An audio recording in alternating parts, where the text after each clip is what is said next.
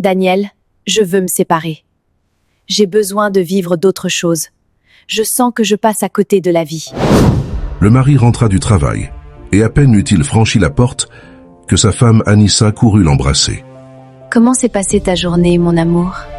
Beaucoup mieux maintenant que je te vois. Répondit Daniel en souriant. À cet instant, leur petite fille accourut.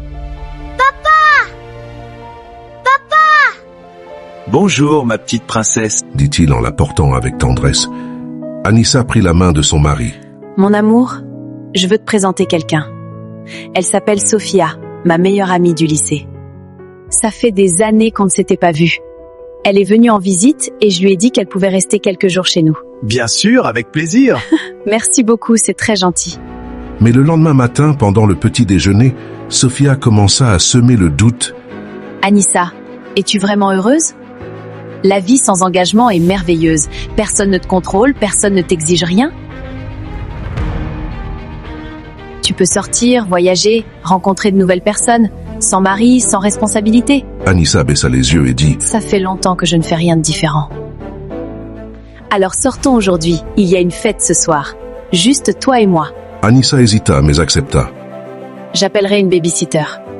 Daniel ne rentre pas avant demain. Ce soir-là, Anissa et Sophia sortirent. Mais le lendemain, quand Daniel rentra, sa fille courut l'embrasser. « Papa, maman n'est pas rentrée. » Le cœur de Daniel s'inquiéta. Il l'appela. « Où es-tu? Ça n'était jamais arrivé. » De l'autre côté du téléphone, la voix fut froide. « Daniel, je veux me séparer. J'ai besoin de vivre d'autres choses. Je sens que je passe à côté de la vie. » Une semaine plus tard, Daniel reçut un appel. Allô? Bonjour, c'est Sophia. On peut se voir au parc? C'est important. Ok, j'arrive. Quand il arriva, elle le regarda fixement et lui dit « Anissa ne t'a pas valorisé. Je t'ai toujours envié depuis le lycée. Ça te dirait de dîner avec moi un de ces jours ?» Daniel resta glacé. Tu es entré chez moi, tu as semé le doute, tu as détruit ma famille, éloigne-toi de moi. Et il partit.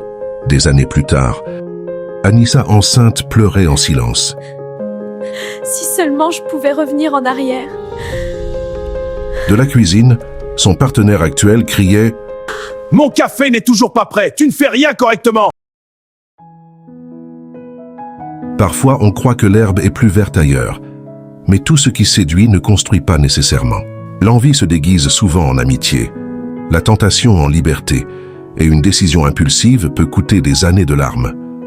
Prends soin de ce que tu as avant de le perdre, car quand le regret arrive, il n'y a pas toujours de retour possible.